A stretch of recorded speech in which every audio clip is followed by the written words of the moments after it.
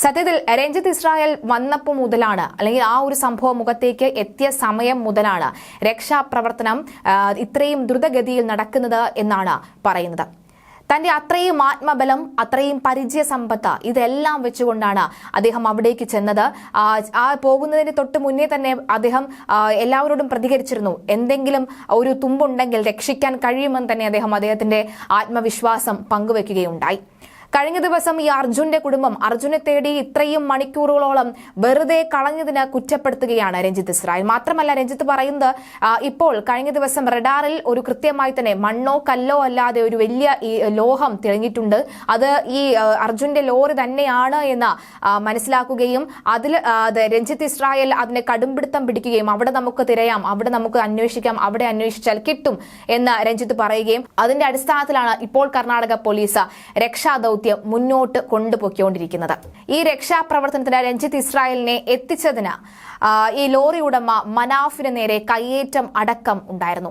Karwar SP മനാഫിന്റെ മുഖത്തടിക്കുന്ന ദൃശ്യങ്ങൾ അടക്കം കഴിഞ്ഞ ദിവസം പുറത്തുവരുന്ന ഒരു സാഹചര്യം ഉണ്ടായിരുന്നു. അത്രയും ഏറെ കഠിനമാണ് രക്ഷാപ്രവർത്തനമെന്ന് അപ്പോഴാണ് മനസ്സിലായത്.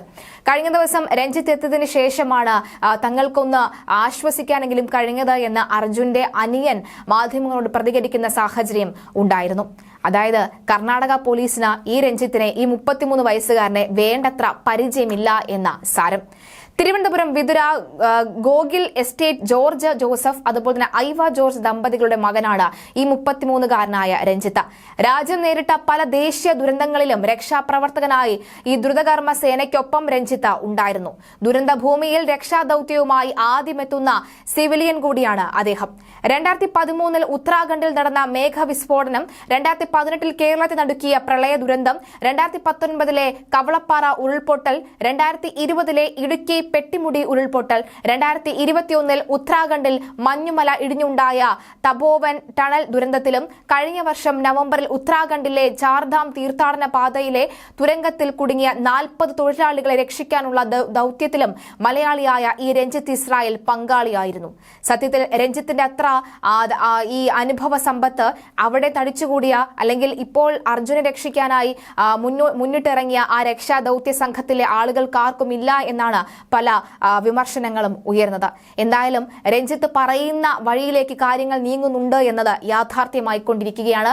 അദ്ദേഹം കൃത്യമായി തന്നെ കഴിഞ്ഞ ദിവസം വൈകുന്നേരം പറഞ്ഞിരുന്നു, ഇവർ കൃത്യമായി ഒരു ഏകോപനമില്ല, ഒരു ഏകോപനത്തിന്റെ കുറവുണ്ട്, രക്ഷാപ്രവർത്തനം കൃത്യമായി നടക്കുന്നില്ല, കാര്യക്ഷമം ഉണ്ടാകുന്നില്ല എന്നടക്കമുള്ള കാര്യങ്ങൾ പറയുകയാണ്.